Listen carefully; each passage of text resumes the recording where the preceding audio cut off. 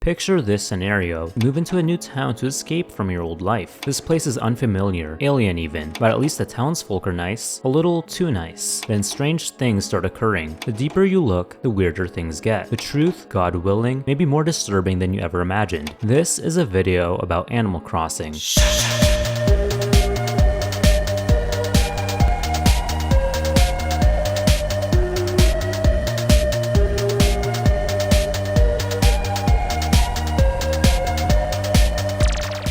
Before you guys reference that SpongeBob roller coaster clip in the comments, let me explain. For the last few years, I've been seeing a common topic float around the internet regarding how certain games like Super Mario 64, Garry's Mod, and Minecraft have a generally creepy vibe. Common reasons tend to include the liminality created by low-quality empty environments and the uncertain feeling of a ghostly presence. These concepts then lead to fan-made horror projects. ROM hacks make Super Mario 64 even more mysterious. ARGs confirm suspicions of being watched in Gmod, and Minecraft horror mods combine existing fears to create a whole new experience. But what if I told you that a certain life sim with cute talking animals is in a similar position? On the surface, Animal Crossing is cozy and innocent, but many elements make the game a bit unsettling. As a result, many fan-made horror projects have been made. But before we get into that, we have to ask, what makes Animal Crossing so creepy in the first place?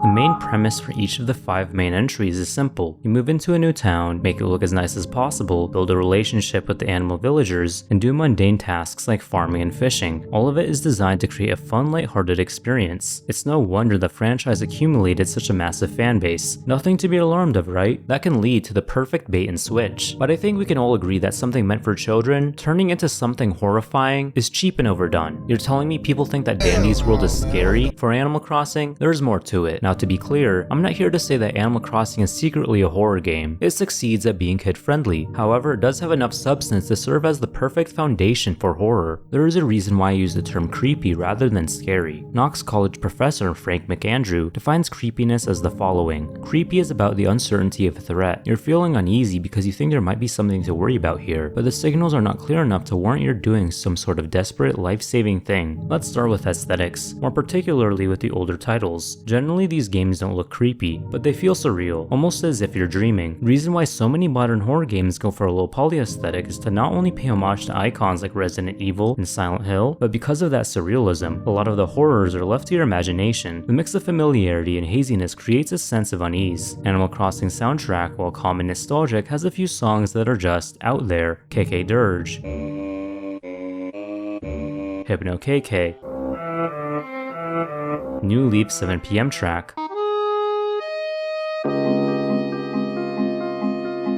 All of these songs are considered to be unsettling. I've actually seen these tracks in a couple of scary video game OST playlists. That spooky feeling music can give come from minor chords and dissonant sounds, which is exactly what these tracks thrive in. As someone who's moved cities multiple times, I can say there's a lot of anxiety with that. That feeling of moving anxiety is a major plot point for many horror films. Before there's any real threat, the initial terror is adapting to this foreign environment. Granted, it's probably not a common feeling people get when playing the game, but I have found Reddit threads of people talking about how they get anxiety when playing the game. You not only moved into a new town, but there are a bunch of tasks you have to do and a debt you have to pay off. You're overwhelmed by expectations. Now let's talk about the villagers. They're cute and charming. Like if anything happened to Rold, I don't think I'm going to be the same person anymore. People are attached to them as if they were real, but sometimes they can be pretty mean to you, and other times they say some peculiar things, going so far as to break the fourth wall. That brings us to this fascinating college paper by Ashley Brown and Bjorn Berg Markland, titled Animal Crossing New Leaf and the Diversity of Horror in Video Games. This paper argues that the villagers can evoke dread through 3 philosophical concepts: loss of agency, the Freudian uncanny, and the Heideggerian uncanny. Though the article focuses on New Leaf, it can apply to the other games as well. Loss of agency explains itself. In horror games, this is done by removing the player's control over their environment. They'll have to think quick when dealing with enemies and properly manage their resources. In Animal Crossing, you're limited with how you interact with the NPCs. Most of the time, your only options when one is initiated is to either continue said conversation conversation or say goodbye. In many instances, NPCs could berate the player or presume the player has malicious intentions. If the wrong dialogue option is picked, you'll get some unpredictable, emotionally charged reactions. Villagers could even refuse to talk to you if they're upset. This happens as a result of an argument with another villager or abuse from the player. This in turn creates a sense of powerlessness. Such punishment can be psychologically discomforting. Sigmund Freud defines the uncanny as understanding something is frightening, but also so familiar. The producer of Animal Crossing, Katsuya Eguchi, said in a game developer interview that they intended to create a kind of parallel world, a world that's similar to your own but also different. With that being said, the villagers act a lot like the people in the real world, just through a flawed simulation. They like to eat fruit and have a need to exercise. They also seem to have societal standards. Brewster will react to incorrect coffee drinking, and the villagers will react to the player's clothing if it is not conventional with their gender. This adds pressure to adhere to norms. Real-world economic anxieties are also reflected. Tom Nook will encourage the player to upgrade their home and be further indebted to him. Characters with assigned roles like Pete will adhere to a proper work schedule and comment on work-related stress. We can see in his dialogue that his anxiety reflects the inflexibility of work life. Martin Heidegger's view of the uncanny deals with temporality, the existential discomfort of a finite being in a world where time is infinitely passing. This concept of uncanny is explored through the ambiguity of what the villagers are capable of processing. If one is to be absent from their town for an extended period of time, the villagers will recall this and even keep track of how many days, months, years it's been. The paper even brings up the dialogue Isabel has in the game if you were to reset your island. Isabel starts to realize that everything will be gone, emphasizing on certain words and phrases. This concept reinforces the notion that the NPCs are alive and live beyond the confines of the game. The value of the villagers' lives makes things a bit more tense. Of course, these three elements are to be taken with sobriety and don't reflect how most people view the game. All in all, it just takes philosophical elements and just applies it to the game in regards to how horror can be portrayed. To re-explore the whole debt thing in Tom Nook as a character is very misunderstood. As director Aika Guku puts it, he's just passionate about his business. He's not like a loan shark. He doesn't add a handling fee or anything like that. He can wait as long as it takes for you to pay back. He's not as bad as other people might think he is. Lore explanations will tell you that he adopted Timmy and Tommy from the street and also donates 90% of his money to an orphanage. Even with this information, people will still paint Nook as an evil businessman, going so far as to make dark theories about him and portray him in an even worse light in horror media. Let them eat cake.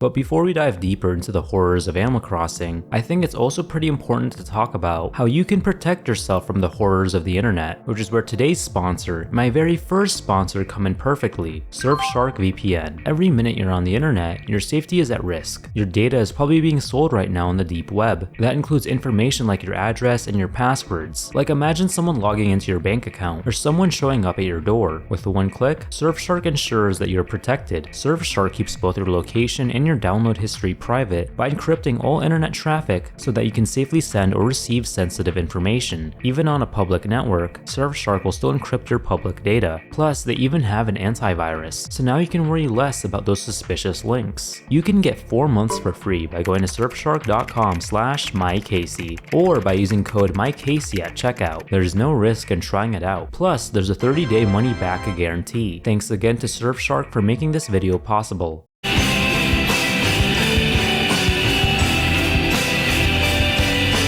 The real horror of Animal Crossing come from its many mysterious anomalies, Easter eggs, questionable design choices, theories, and whatnot. With that in mind, the hidden details of Animal Crossing aren't meant to have you run in fear, but instead to change your perspective and make you wonder, what is going on? It's that fear of the unknown. Now, I'm going to be brief with a lot of these, just because they're things that most Animal Crossing fans are pretty familiar with. At the same time, I'll try to present them in a more nuanced direction. I think the safest place to start is with the gyroids. Now, the gyroids are furniture items that can be dug the day after it rains or snows. They don't really serve much of a purpose other than to be decorations. All they really do is dance around and make noises. Just from appearance, their expressionless, hollow faces give an unnerving feel. They seem to be alive, but not quite. Well, except for one, that being Lloyd. If the game's goofy Pluto paradox isn't heavy enough, now we're just left wondering why this gyroid in particular is sentient while the rest aren't. Your perspective of the gyroids changes completely when you realize what they're based on. In Japan, the gyroids are referred to as honey Haniwa, referencing the real-world clay figures of the same name. Throughout the Kofun period of Japan, Haniwa would be placed on top of graves to protect and hold the souls of the dead. With this context in mind, perhaps the gyroids of Animal Crossing serve a similar purpose. Maybe that's why we have to dig them up. Maybe that's why they feel almost alive.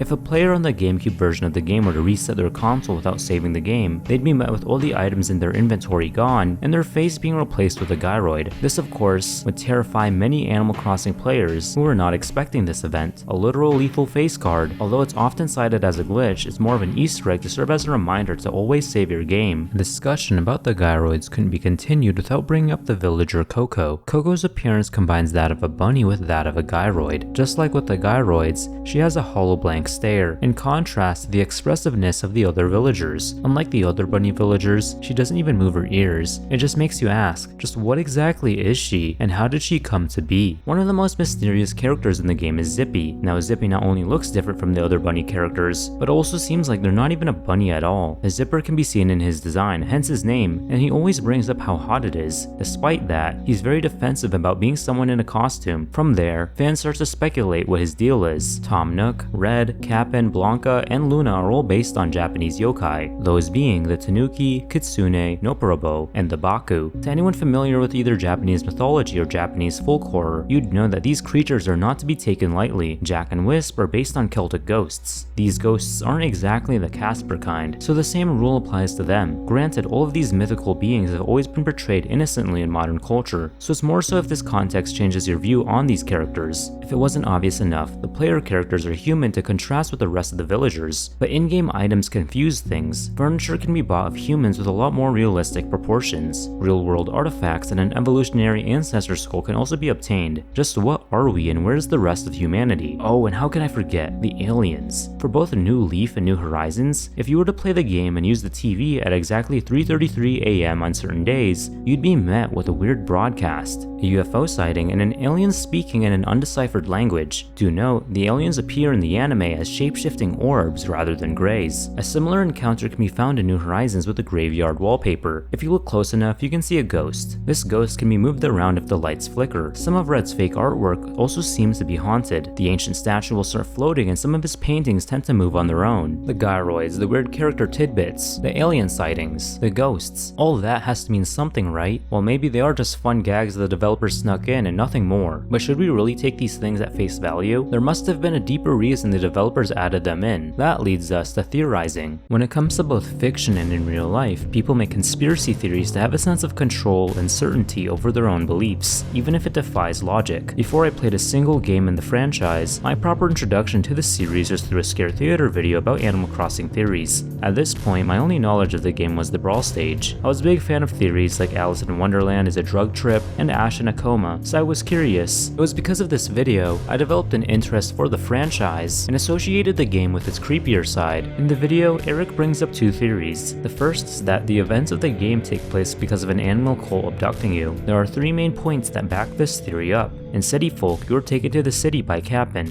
who you know is based on the Japanese myth of the Kappa. The Kappa is known to abduct people, hinting at the fact that you may have been kidnapped. The second point that's brought up is that Tom Nook puts the player that's seemingly a child in constant debt. And for the third, the gyroids are brought up as they could be graves of previously kidnapped victims or the animal villagers. Of course, this theory loses merit once you start applying logic. The Kappa has always been portrayed in Japanese media, and most of the time, it doesn't act like its mythological counterpart. Not to mention, the player is willingly moving away, and as we know, Tom Nook isn't as greedy as the memes say he is. This theory sounds cliche, but I feel like a cult in Animal Crossing makes a bit of sense. The villagers do act cultish, not in a ritualistic way, but in a cheery, harmonious way. Think Scientology. The second theory is even more ridiculous. The reason why you're doing these tasks in a world of talking animals and other weird anomalies is because you're actually dead and in purgatory. Purgatory is defined as a place where souls go to be purified after death. Not exactly hell, but not exactly heaven either. A supporting piece of evidence for this theory is that the mom will send messages like, "My dear Maya,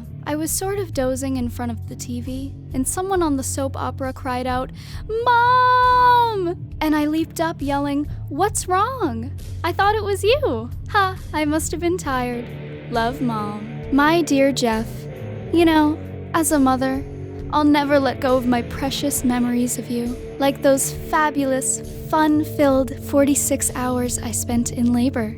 You were worth every minute.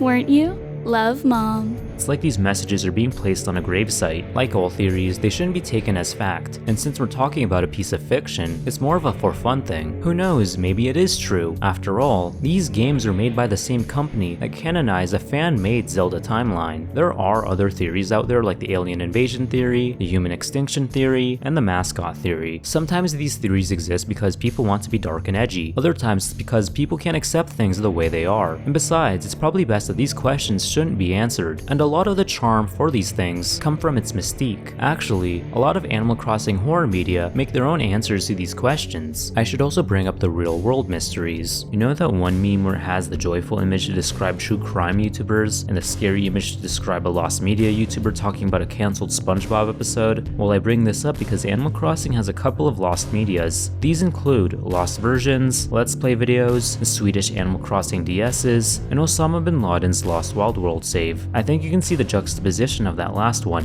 Even though these aren't scary at all, it's just weird we know these things exist in some capacity, just not a lot of it is left. The whole eerie feeling of lost media will be important for some later entries. Basically, there are 4 main things that make Animal Crossing creepy: the vibes, anxiety, the occult, and fear of the unknown. Even knowing all these things, it still might not make the game creepier for you, and that's okay, everyone's different. The more we feed our brain with these associations, the more tainted our view becomes towards these things. Yet, the most effective Animal Crossing horror content takes these things and kicks it up a notch. The developers and their creative choices make the game creepy, but it's the fans that make the game scary.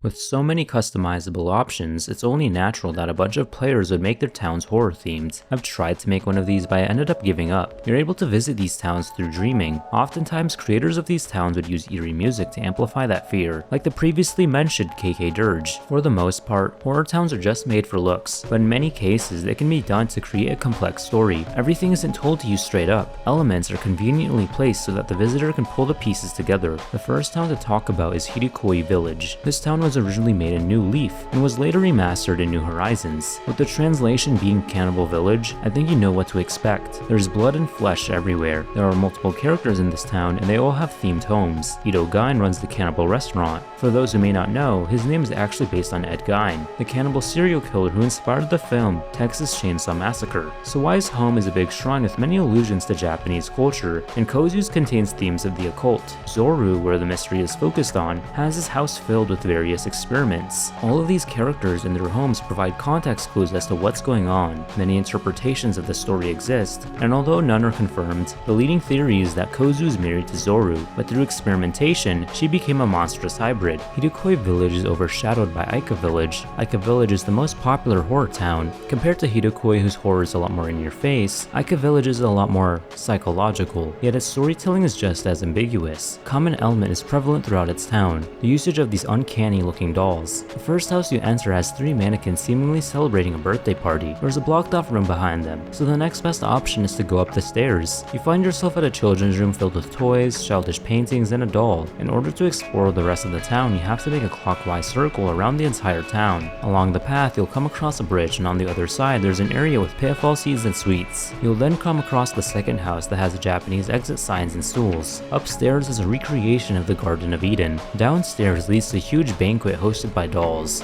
with one having an axe behind them. Back outside, there's a dead forest and a graveyard. You can actually dig up the graves to get dolls. Heading over to the police station, you'll see a lost and found entirely made up of beehives. Weird, isn't it? Now the third house is where things get even creepier. When you first enter, the doll with the axe is hiding within a library maze. Upstairs, more drawings can be found, as well as the doll sitting in front of a TV. The basement has the doll again, this time next to an outlined bed. Onto the fourth and final house. The living room is filled with trash all over the place. Entering through the back room is where you'll see the girl mannequin from earlier, with a prominent doll and axe. Surrounding them are a bunch of statues staring right at them. Upstairs contains a similar room to the upstairs room from the first house, only this time the girl in the drawings is all crossed out. To end off, you can see the burial site of someone with flowers and sweets around it, and red shoes can be found on the beach. Again, what happened is left to interpretation, but the most popular is that the main character, Aika, was given a doll by her family for her birthday, but that doll ended up taking her life. I've also seen that she became the doll or that Aika took her own life. But once again, it's all up to interpretation. You just have to appreciate the amount of effort and storytelling that went into both of these towns. Appearance and music-wise, they're very spooky. Part of the fear factor comes from how unnatural it is to see both blood and occult symbols in a game like Animal Crossing. Despite the limitations, the creators made use of layout and item placement to create a narrative told in fragments. Hold on, yeah,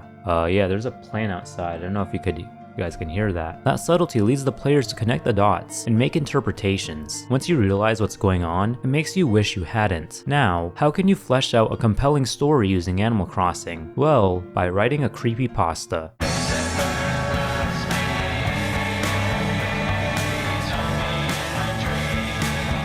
Creepypastas are great because the stories are told as if they were real. Animal Crossing has had a lot of creepypastas. Problem is, most of them are atrocious. They start the same with the player opening up the game, and then boom, blood everywhere, or house explodes, yada yada yada. However, one Animal Crossing creepypasta made it to urban legend status, and ended up becoming believed by so many Animal Crossing players. Every game has their boogeyman. For Animal Crossing, it was a villager named Brutus the Bulldog. His description is that he's a purple bulldog with a black shirt and glowing red eyes. The legend goes that he'd move in if the player was gone for too long. Tellings of his story vary. Some recall him as behaving in a more peculiar way, sending letters in binary and even freezing the game when you enter his home. Some stories go as far as to say that he'd delete parts of your village and kidnap your villagers. Besides all the mods and fan art, only one supposed real photo of Brutus exists, but it's lost to time. Apparently, it was just an edited photo of Octavian. I talked to Lost Media icon, El Supersonic Q, as he did make a video on Brutus. Unfortunately, he has never found the image since. Again, just another example of people wanting to reflect their dark side, but because it was mainly children who absorbed these rumors, it spread like wildfire. Even though I said that most Animal Crossing creepypastas are pretty bad, there's one that's honestly pretty good for what it is. On October 26th of 2007, a user named Chubot started a thread called The Terrible Secret of Animal Crossing. This thread is lost to time, but it was preserved in the Let's Play archive. There are 13 chapters, giving this series time to be fleshed out rather than be compressed into a single paragraph. The story begins with the narrator introducing the main character, Billy, an 8-year-old boy being sent to summer camp. A couple of images are shown off focusing on this white bunny villager. Now the villager he focuses on is Ruby, but for the sake of this story, their identity is completely different. The usual events of Animal Crossing Wild World occur, just with monologue that makes everything a lot more cynical. Billy is immediately suspicious of both Cap'n and Pelly, taking note of how everyone talks in recited patterns. Tom Nook enters the story and immediately makes Billy work off his debt.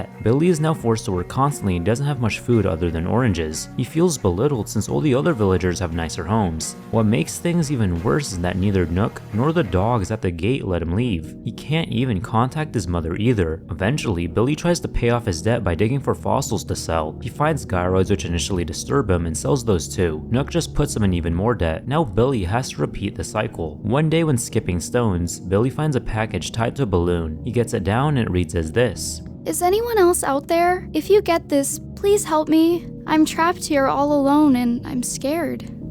From Penny. Immediately, he replies, though it did take some loopholes. Just when all hope is lost, Penny sends another letter. From there, the two go back and forth, talking about their stories as to how they got sent to the camp, and general details about their town layouts. Using those details, Billy draws out a map. Suddenly, he realizes this entire map is just one big island. Both Billy and Penny make a plan to escape, and their main thought was of Tom Nook, as Tom Nook doesn't use the gates for escaping. Billy waits outside Nook's store for hours, only for Nook to never arrive. It turns out the store was abandoned. Realizing he failed, Billy returns back home. He sees the sky turn pink and he also hears a military siren from afar. The other villagers are surprised as they come outside to check the commotion. It's here where Billy overhears that Tortimer hasn't seen the phenomena in 10 years, hinting that this town has been here for a long time. Later on, Billy receives another letter from Penny. We learn that Penny snuck into Nook's house and that he leaves through secret passageways in the shops. She was caught by Nook, but luckily she was able to send a bunch of documents that belonged to him. These papers detail that long ago, Tom Nook was a rich and powerful real estate agent, and that he bought the island. He did construction on the island with KK Slider, initially planning to have this island be a private place for wealthy tourists. Continuing on, Billy reads out Nook's journal. The journals mention workers finding the gyroids and that Slider left the project due to how cursed the island is. Though, Tom Nook stays. The last last few journal entries are very cryptic. They talk about how Nook needs to have more friends and that the young ones cross the fastest and put the least fight. The last entry reads, "My favorite is Rabbit." Billy puts the pieces together and realizes that Tom Nook used to be a human. He remembers a conversation with Nook that he had, which causes him to realize the following: exposure to the gyroids causes people to become animal hybrids. We also learn this island is called Animal Crossing. Billy begins to have more and more revelations. Nook predicted Billy's every move. The fossils, the gyroids, it's all to keep him distracted.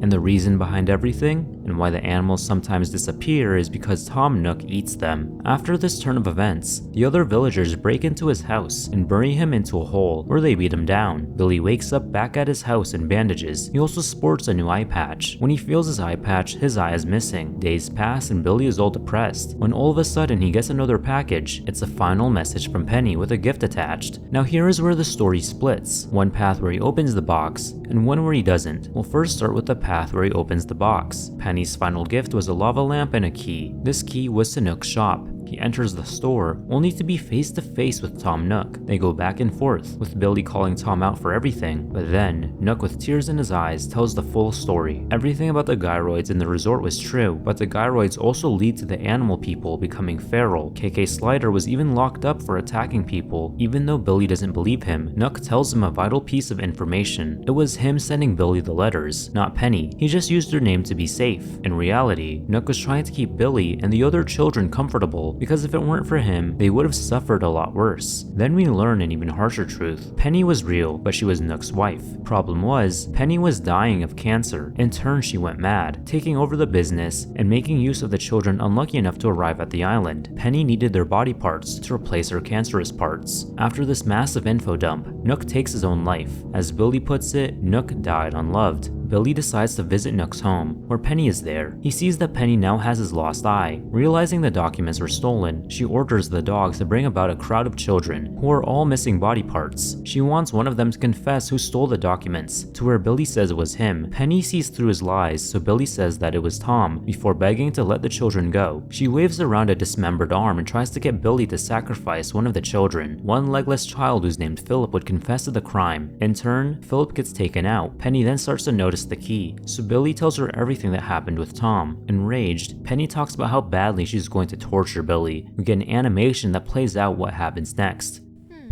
Maybe I'll take away your other eye.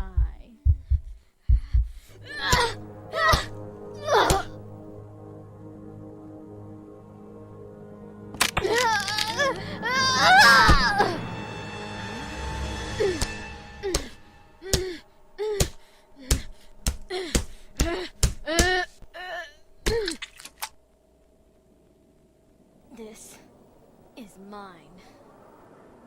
Just as the crowd outside stares in silence, a helicopter arrives into the scene, sporting a red sun. A man comes out of the helicopter asking, "Are you Tom?" We get an epilogue where Billy was taken into custody and had to take years of professional help. It also seems like his mother had moved on. Billy mentions that the helicopter came from a distress beacon. We also learn that Billy had medical tests ran on him, as he was resistant to the gyroids, but not completely immune. As for the island, it became condemned, and the Japanese military sunk the gyroids to the bottom of the ocean. It ends off by making you wonder, if humans became animals, what happened to the actual animals? For the final chapter, we get the alternate ending where Billy doesn't open the gift. He feels depressed over the death of Penny, and even starts to hallucinate her. He tries to take his own life by jumping into the water, but then, he wakes up back in his own home to Mr. Rossetti yelling at him. From the corner of his room, Nook, covered in bandages, approaches him. Billy holds his axe in defense only for animals to drag both Nook and his axe out of the room. In this ending, Billy has a proper introduction to Penny, and from there, the story ends with him slowly turning into the white bunny we saw at the beginning. This implies this might have been the true ending. We get a look at Cap'n driving someone new to the island, repeating the cycle. That wasn't bad. The story had some very high highs and some very low lows. Let's start with the downsides. There were definitely some things that felt off,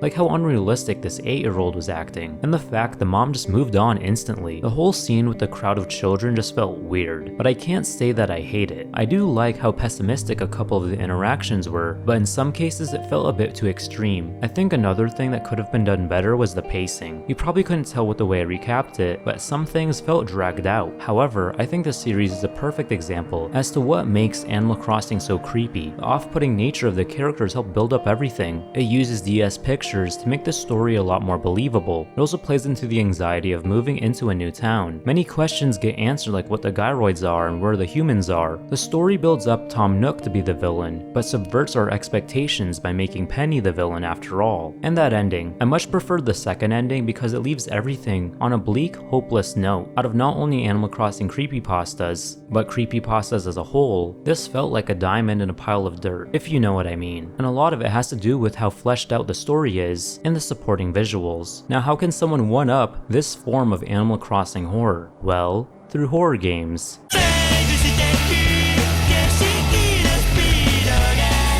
Horror is also ideal for games because it presents a familiar world, but with enough of a twist to make it seem fantastic and special. Richard Ross. Plenty of Animal Crossing inspired horror games exist, but a lot of the time, they miss the mark. Just like with creepypastas, they go for the basic cute thing, and then boom, gore. There are also horror games with a cute animal aesthetic inspired by Animal Crossing, but stops there. Yet, those who do understand the assignment do it really well. With games, you aren't just observing the horrors, you're living them. It answers the question, what if Animal Crossing were a proper horror game? One of the most popular examples of an Animal Crossing inspired horror game is Harvest Festival 64. This game is a very clear-cut copy of Animal Crossing in all three visuals, music, and premise. It starts off with a bunch of low-poly cats welcoming you to their town, and letting you a home that used to belong to someone that moved out. They're having what they call a harvest festival in a few days. Friday of that week to be specific. Within the next few days, you help the villagers out with gathering different resources like wood, pumpkins, mushrooms, and shiny stones. On Wednesday specifically, you're able to explore more of the area, and one of the cat villagers can be seen bobbing up and down the water. Over time, the villagers disappear one by one, and you start to wonder where they are. Once Friday hits, the Harvest Festival commences. You can see plates of food as well as the cat villagers having horrifying faces. In the midst of this, we see the cat villager who greeted us burning on a stake. Everything is all dark, and you're just left wandering around the village. The cat player character stares right at the player at random times. When he stares one last time, the screen glitches out, and the game ends.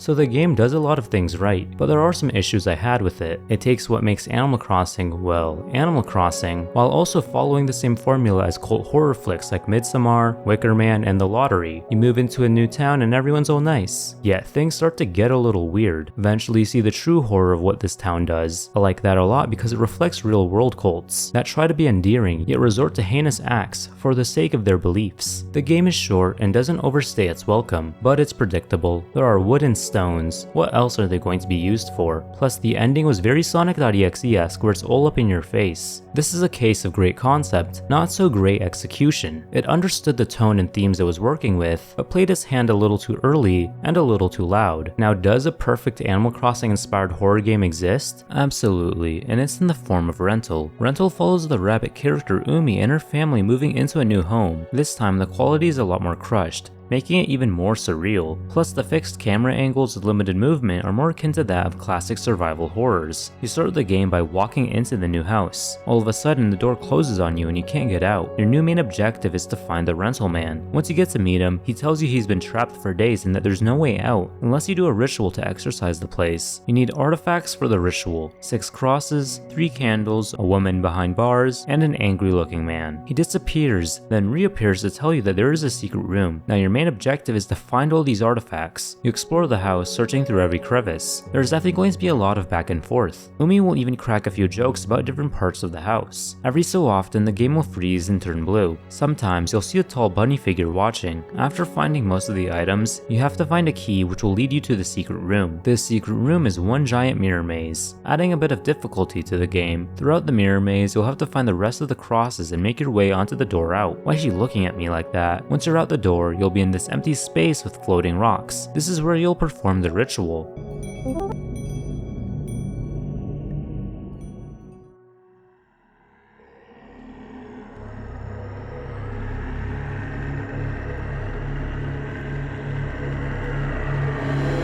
After performing the ritual, you'll be met with a tall bunny figure, now even larger. It starts walking towards you with intense music before you're back outside.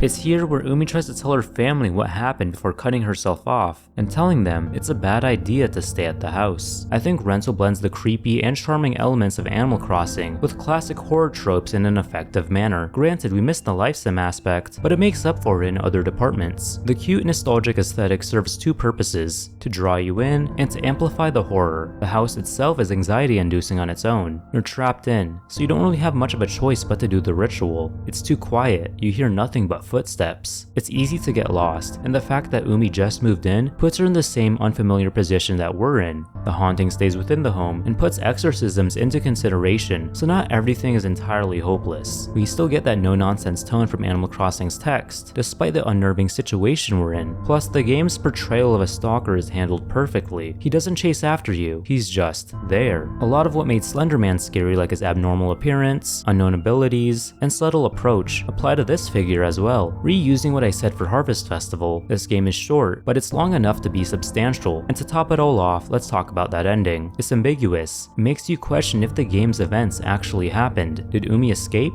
Or is she trapped in a delusion? Let's dedicate some time to another Animal Crossing inspired horror game called Go-Go Hamster Chef. This game just nails Animal Crossing down to a T, visually speaking, but also in terms of music, character interactions, and overall gameplay. The game starts off with you, the hamster chef, making yourself a salad. All of a sudden, your neighbor, Hopper the Frog, asks you to give him the salad instead. You, being all nice and neighborly, decide to hop on your scooter and deliver it to him. After you give it to him, it becomes night and the music stops, beginning the eeriness.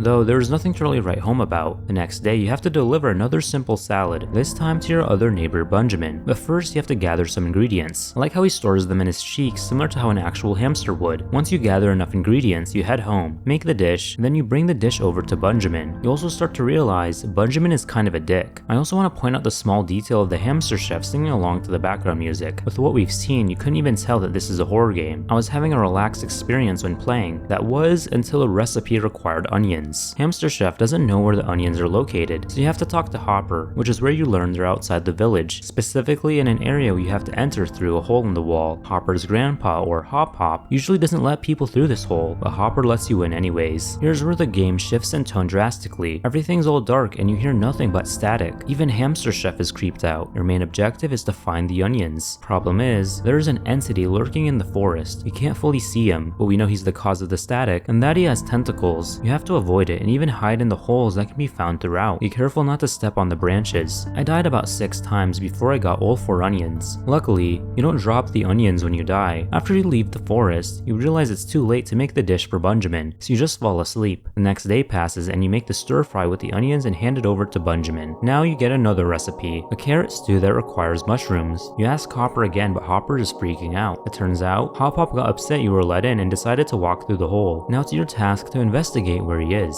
So you go through the hole and search for him. Of course, you have to avoid the monster again. Eventually, you do find him, just dead in the earth. Mushrooms have grown around his decomposing body, so Hamster Chef decides to not let them go to waste. Once you leave, you tell Hopper that Pop Pop is dead. His response is strange. He's in denial about his death, but he's also craving meat for some reason. You make the carrot stew with the mushrooms the next day and hand it over to the villagers. Another day passes, but there's no orders. Hamster Chef heads outside to go on a walk. All of a sudden, he receives a call from Benjamin. Benjamin says he likes the food and asks Hamster Chef to come over. It doesn't make sense because Benjamin is, well, an asshole, so he'd never do this. Plus, there's no music, despite the time of day. You head over to where Hamster Chef has a thought bubble, sensing that something is off. As you approach his home, a red fog covers the town, and Benjamin shrieks with his face becoming semi-realistic. He chases after you, and Hopper and Hop Hop follow as well. Perhaps this was a result of the mushrooms. Even when you escape the village, it goes dark, and a Resident Evil type of cutscene with the entity from earlier plays out. We finally get to see what this creature looks like. In turn, a boss fight initiates. We saw this game go from cozy to horror to now action. You have to avoid his tentacle swipes and laser breaths. In order to beat him, you have to pick up vegetables and throw them into his mouth as he builds up his laser breath. Eventually, the entity eats enough vegetables, and a badass cutscene plays with the Hamster Chef driving over a cliff. He says, "That dog is weird," before the credits roll and the game ends. If this section seems a bit rushed or out of place, that's because I originally had no intentions of covering this game. Hell, a good chunk of the video had already been edited by the time I gave this game a try. I didn't think it fit the theme of the video, but as I was watching gameplay clips, I gave it a go and man, this game blew my mind. I think this game fits the themes of the video better than the last two did. We have everything from the cozy life sim aspect of Animal Crossing to the dreadful villager interactions, tying us back to that paper from earlier. Even from the start, we know something is up, but we just play it off as there's no immediate proof that something is going on. That is, until the onion search. I think it's also pretty cool we got that no-nonsense humor again. Also, the entity reminds me a lot of the aliens from Gemini Home Entertainment, and that comparison made things so much scarier. Even when you face it for the first time, you're able to die to it, and it's just so heart-racing to avoid it. Granted, the red mist and the hyper-realistic faces make things a bit corny, but I like how it wasn't too in your face. I think some people could argue that the boss fight and the ending just felt way too unserious, but what's Animal Crossing without a bit of whim? My only other flaw is that I wish there were more villagers. Overall, I think we got a proper answer to the question of, what if Animal Crossing were a proper horror game?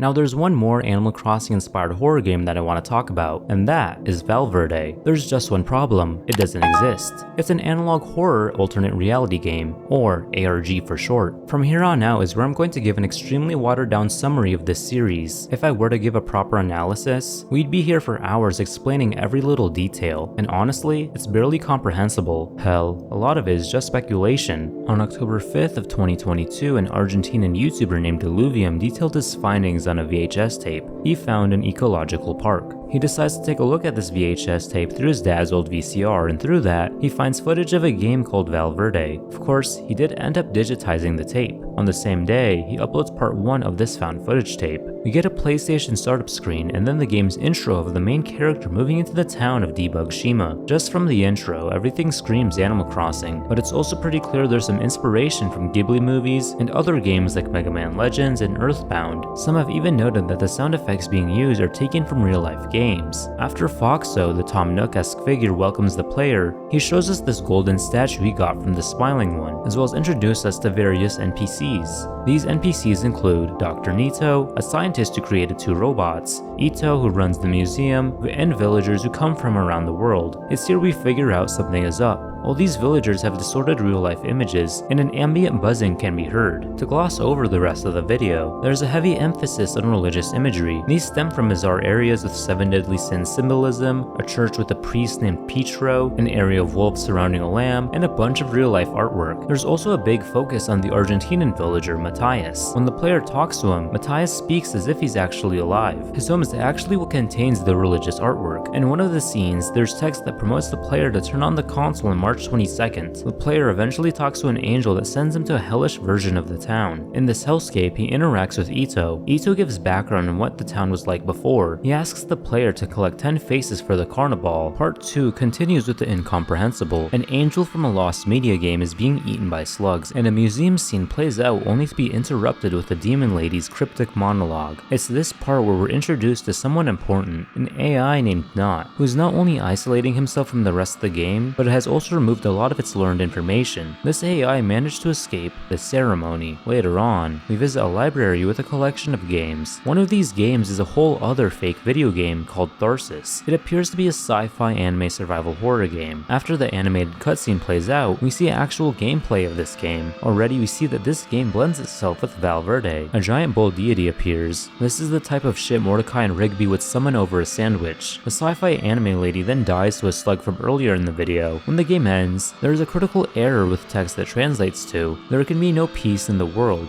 Part 2 ends with a black and white video clip warning of the chaos of God.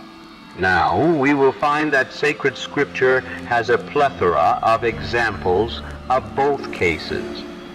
With part 3, things don't get any less confusing. It starts off with a buggy robot minigame, then it switches to a junkyard filled with cavemen. A wizard NPC pops in, introducing himself and the supernatural abilities he possesses. Later on, it reaches March 22nd. The townsfolk NPCs, along with more golden mask figures, do a ritual for the bull god, who we now know is named Baal. Uninterested in taking another robot sacrifice, the bull god just takes Dr. Nito.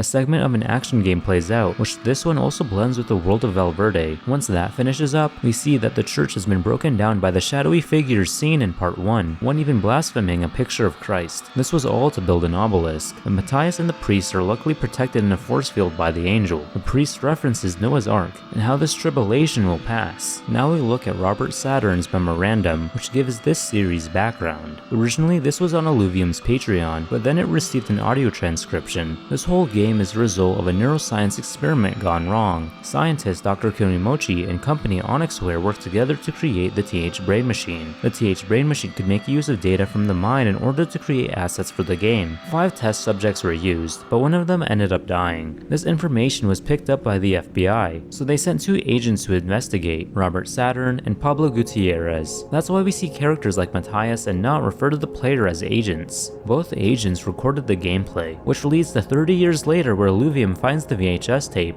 Using information from both the series and the comprehension document, what we are watching are 2 agents investigating the result of a rogue AI within the game. This rogue AI is Baal. Its real-life demonic name and its golden bull appearance are references to false idols in the Bible. The NPCs worship this false god, sacrificing 4 out of the 5 children. With no other sacrifices, Dr. Nito builds robots to fulfill that purpose. Of course, that didn't end up so well. We know that one of the children is confirmed to be dead, so it's safe to say the rest followed with the exception of Matthias. The gold masks, the measuring tools, and just Foxo as a character are clearly derived from Freemasonry, further expanding this idea. It's just that there's a bit of conflict, and that is with Matthias. It's easy to assume that Matthias is very religious. The existence of the angel, the church, and the priests are all for Matthias's protection as a result of the TH Brain project. Not only that, the worshippers of Baal are very much against the church, going so far as to tear it down, defame an image of Christ, and replacing the church with an obelisk that may as well be a reference to the Tower of Babel. Okay, that was a lot to unpack. This was honestly one of the highest production values I've ever seen for an internet horror series. Usually an overwhelming amount of things going on and a confusing story would turn anyone away, but for me it didn't. I've always been a big fan of stuff like Evangelion, Serial Experiments Lane, Akira, and Ghost in the Shell, which all clearly inspired this series. I love having to analyze and theorize while also looking at other people's interpretations. Even though I hate analog horror, I love fake games. What I love about the fake game genre is that it creates an uncanny effect through a nostalgic looking game that feels way too real. That brings us back to what I said earlier about lost media being eerie. The mystery lies beyond the fake game, as it also involves the player, the fake game company, and the understanding of real life references by the audience. To take it back to Animal Crossing, it does a lot of things similar to other Animal Crossing inspired horror media. It makes use of surreal graphics, a bait and switch tactic, moving anxiety, weird occurrences, and it even has a Tom Nook figure who's much more of a greedy capitalist pig. There are villagers that feel way too real, partly because they are actual human beings just trapped in the game. This series pays so much homage to the game it's based on, while taking in much of its own to create its own identity. Like I said earlier, everything mentioned was very messy, and probably not even true, so I highly recommend everyone to check out the series for themselves. I am beyond excited to see where it goes next. Now the last piece of Animal Crossing horror media is a digital horror ARG created by a user named Sepiatone. This ARG in particular pretends to be someone from the early 2000s uploading Animal Crossing Wild World tracks. The actual videos themselves look as if they were made in Windows Movie Maker. Here's the thing, a lot of these songs don't sound like anything from Wild World's soundtrack. 0 AM and Abandoned House sound like they were made by a techno artist. Think Panda Bear, Aphex Twin, and Boards of Canada. Tracks like Game Over, Funeral, and Found sound like they belong in an entirely different older generation game. A sci-fi game like Metroid, perhaps a dark fantasy like Castlevania. Every song has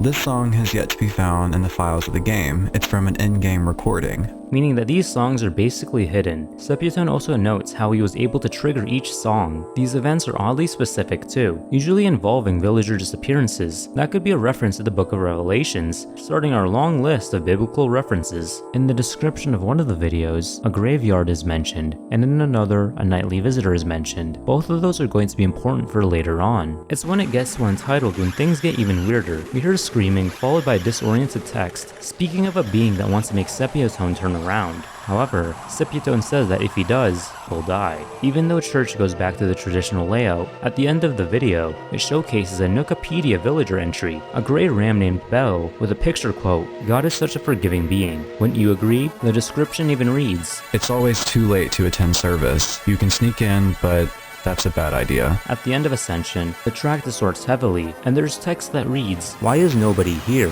Bankruptcy is a lot more normal, but the B-roll for this video is just a player in an empty room. Player Grave's title speaks for itself. The focus of this video is on a player named David in a town called Fairway. His final words are, "I don't want to go to heaven." In the playlist, it seems that the video is duplicated, but in actuality, David's face turns into a gyroid in the previous video, and the other has David's face turned into a cross. Church Prayer gives us, well, a church prayer. The main thing to highlight is that Bell is the one hosting the event. The video after it uses the title, Player Grave. All it is a white noise with the screen saying, "It's time to go, please speak into the microphone." In the description, it's noted that this event could be caused while mourning over a player's grave. Continuing on to Goodbye Note, we have a much more melancholic song. The video itself does contain the note, and it says the following. "Dear James, it's time for me to go. I'm sorry I never told you, but it's going to be okay. We'll see each other soon. From Noah." The video ends with a room with 2 beds, one red and one blue. In the description, the uploader puts in quotes, My brother quit playing the game yesterday, and I got this f***ed up letter sounding like he was gonna run away. When I asked him about it, he freaked out, insisting he didn't write it. I tried to press him on what happened, and he just started to break down, saying he was going to hell over and over again. Goodbye Note has a duplicate, but it's just the game cover with text repeating, "I don't want to go." The description reads as follows. I asked for him to draw where the church was on our map. I watched him draw the lines only to be unable to relocate where it was after I looked away. We get another Playgrave video. This time the final words keep changing phrases.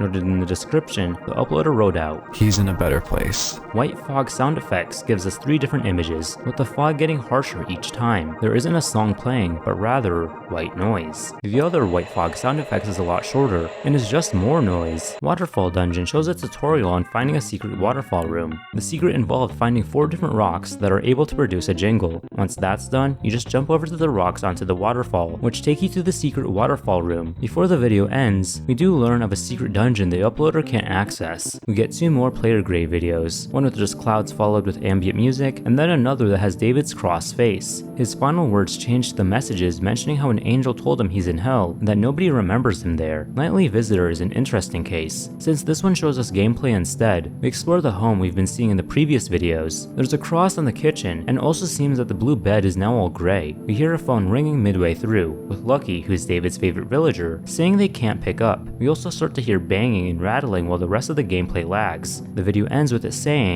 I turned around and saw an angel. After that, we just get another Nightly Visitor video, but this time it's a series of sound effects the Nightly Visitor can make.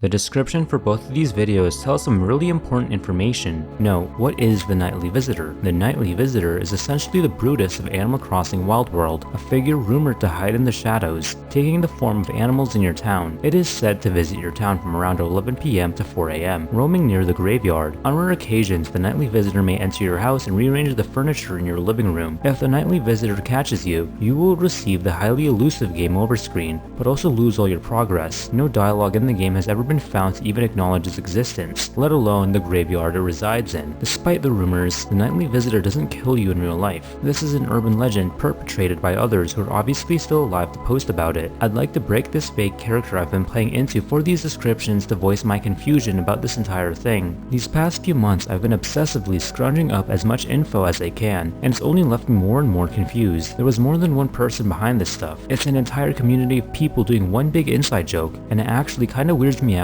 how no one's ever talked about it. I personally thought the Nightly Visitor was some kind of cosmic entity character, but these people kinda just mention it like it was a feature. The following video isn't a gameplay or an OST track, it's an update video where we hear the uploader's voice. They inform us that all the videos are gone from their computer, and that the Nightly Visitor video wasn't the video it's supposed to be. They're just gone. It's all gone. It's like it never happened. I look at my search history. It's like I never even searched any of it. Obviously I had to have searched for it because the videos are on my channel. So I'm like, in general, looking for any evidence that this even happened, and all I can see are people talking about the videos I uploaded and nothing before that. And it weirds me out like really bad. So I kind of just for the past week, I've kind of just been trying not to think about it, but I know that I'm gonna keep thinking about it if you guys are gonna like think about it. And I don't want to just like leave you hanging or anything, so I'm just telling you right now that I guess it's over. I don't know what this is. I don't know what... The last video in the playlist, as you can guess from the title, is just a jingle. In the description, there is a video titled Full Audio, but that one is just a bunch of rattling and banging noises. You can also hear screaming of some sort in the video too. There's just one more video of just the uploader, announcing that the videos are unlisted. Actually, they posted on their Twitter that the series is done, and also gave some behind the scenes images on the production of the series. All in all, this series was made to mess with people who randomly came across it. So what was it about? My theory is that we're looking at a corrupted version of Animal Crossing Wild World. This copy in particular has religious undertones, secret glitches, a stalker angel being of some kind, and of course the weird soundtrack. Our uploader, who we'll assume is James, has been finding these weird soundtracks and uploading them onto YouTube. It's also through these videos we learn about his brother David, who was an avid follower of Christianity. He had avid fears of going to hell and this stalker angel being. Eventually the angel found him and took him to hell. So within some of his videos, David is trying to talk to James. There's also a bit of corruption happening with these videos, as Noah ends up losing the files and having some videos changed, perhaps due to the entity. What this whole ARG's theme is religious trauma, a fact that strong beliefs don't always equal happiness. So honestly, this ARG wasn't top notch, nor did I find it that scary, and I thought the biblical imagery was just alright, but there are things that make up for it. For a while, we've been seeing digital horror take place within Flash games, Minecraft, Gmod, and Roblox, so it was definitely a nice change of pace to see a DS game, more particularly Wild World, be used for digital horror. What I love about digital horror is that it's more than just let me ruin your childhood real quick. It's that it recreates something so authentic to your foggy memories, sending you back to that childlike state. There you become even more vulnerable, experiencing that media-induced childhood trauma all over again. Lucky and the other villagers disappearing reflect that real-world attachment we have to these characters. At the same time, David could be a representation of a friend that stopped showing up online. Doesn't it kind of remind you of the Roblox ARG, Brandon Works? I feel like that one inspired this ARG. Also, the use of soundtracks being re-uploaded is both refreshing and has that eerie lost media feeling. It's crazy how Sepiatone made the footage. I'll be honest, I thought they were actual screenshots. And the soundtrack was genuinely amazing. You can tell the creator excels at this department. I would actually put these songs in my playlist. These are the kind of songs that would get me kicked out of the car if I had aux.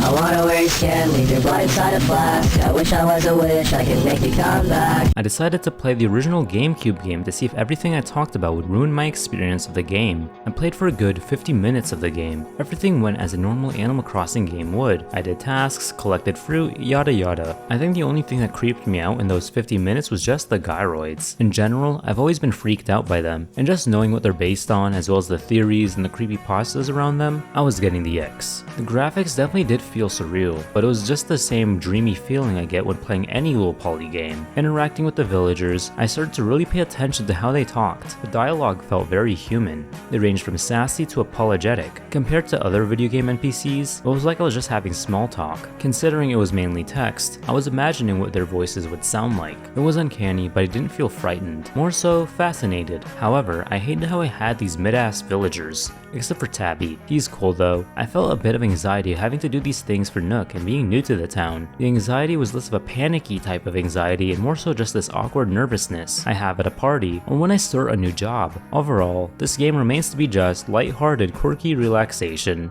It's just so fascinating to see how perfectly Animal Crossing sets the grounds for horror media. As a game, nobody thinks of it as scary, but so many elements within it help inspired fans to create hypotheticals and beautifully crafted horror experiences. From the nostalgic aesthetic to the immersive animal mascots and the many questionable oddities. It's funny how most of these horror projects had the same idea of folk horror through cults and the supernatural, but the way each creator handles those themes is extremely different. I also realized that most of these projects weaponize vulnerability. Most of the protagonists are kids and are going against large-scale threats, from corporations to eldritch gods. Who knew Animal Crossing could set up something so terrifying? Who knows, maybe I'll do another game. Comment down below, what games or horror series should I talk about? If you got this far, I really can't thank thank you enough. This was definitely a longer video essay to make. The script took 1 week, and then I initially recorded it, but I didn't like how the audio sounded. Then more content for Jujutsu Kaisen Zombies came out, so I had to work on part 2 for that video. And then VidCon happened, which, by the way, I have a lot of stories to tell for that one, so stay tuned. But here we are, with me finishing up this recording, and you guys watching it. Go check out my Patreon and YouTube members for shoutouts, exclusive content, and just a way to support the channel and future videos. Take care of yourselves, and of course, as usual, please have yourselves a damn good one.